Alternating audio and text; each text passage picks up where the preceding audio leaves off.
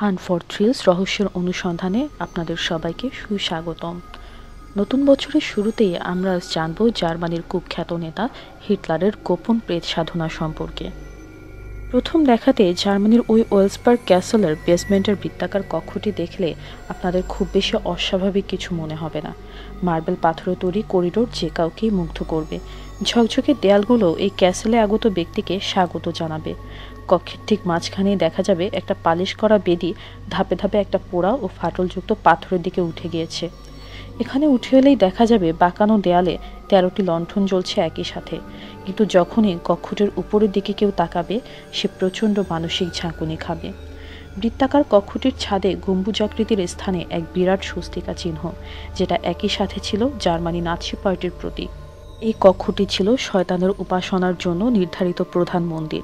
শয়তানের উদ্দেশ্যে বলা মন্ত্রগুলোই জার্মানির নাৎসি পার্টির মূল উৎস ও পরিচালক, আর শয়তানের উপাসনাকারী বিশেষ এই গোষ্ঠীর নাম ছিল ভ্রিল সোসাইটি। হিটলারের অনেক বিশ্বস্ত অনুচর যেমন হিমলার, বোরম্যান ও হেস সহ অনেকেই এই সোসাইটির সদস্য ছিলেন, আর এই মন্ত্রপাঠ সভার কেন্দ্রতে ছিলেন নাৎসি পার্টির প্রধান অ্যাডলফ হিটলার স্বয়ং। হিটলারকে অনেকে ভাবতেন অন্ধকারের প্রেরিত পুরুষ বা মুক্তিদাতা কিংবা দ্য ডার্ক মেসিয়া। ইতিহাসবিদরা নাৎসি বাহিনীর ক্ষমতার উৎস ও তাদের চালানো গণহত্যা এবং গোপন ধর্মীয় আচার আচরণ নিয়ে বিস্তর গবেষণা করে এসেছেন।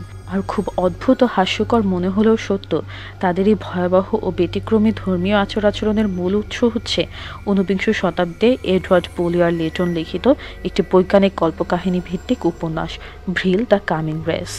এতে ভিন্ন গ্রহের উড়ন্ত যান, পৃথিবীর অভ্যন্তর থেকে উঠে আসা এলিয়েন ও ভ্রিল নামে একটি রহস্যময় শক্তির আবির্ভাবের ভবিষ্যৎবাণী করা হয়েছে। নাৎসি বাহিনীর আচরিত রীতিনীতির কথা মনে পড়লে এখনকার অনেকের কাছে অদ্ভুত বিভৎস মনে হবে, কিন্তু এই জিনিসগুলোই বিংশ শতাব্দীর শুরুর দিকে নাৎসি বাহিনীর উত্থান ও এর ধ্বংসযজ্ঞের মূল নিয়ন্ত্রক ছিল।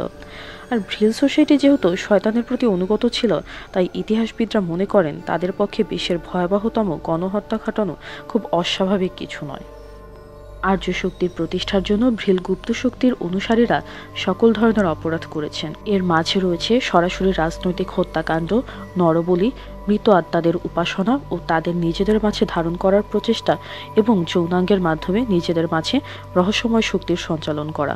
এছাড়া তাদের মাঝে পৃথিবীর পূর্বাঞ্চলীয় দেশগুলোর গুপ্তবিদ্যার প্রচারকদের নিয়েও বিশাল আগ্রহ ছিল। তারা বিশ্বাস করতেন আর্যদের কিছু বংশধর হিমালয়ে বসবাস করে ও তাদের প্রতীক হচ্ছে স্বস্তিকা চিহ্ন।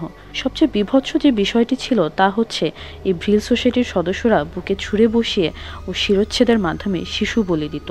1920 সালের দিকে মিউনিখে যখন নাৎসি বাহিনীর উত্থান ঘটল, তখন হাজার হাজার শিশু নিখোঁজ হয়ে গিয়েছিল রহস্যময়ভাবে।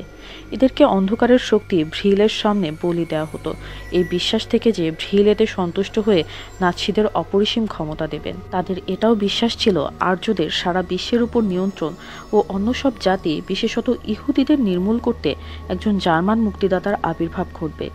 থুল সোসাইটির আলফ্রেড রোজেনবার্গ ও দিয়েট্রিস ইকার্ট এক প্রেত সাধনা আয়োজন করেন।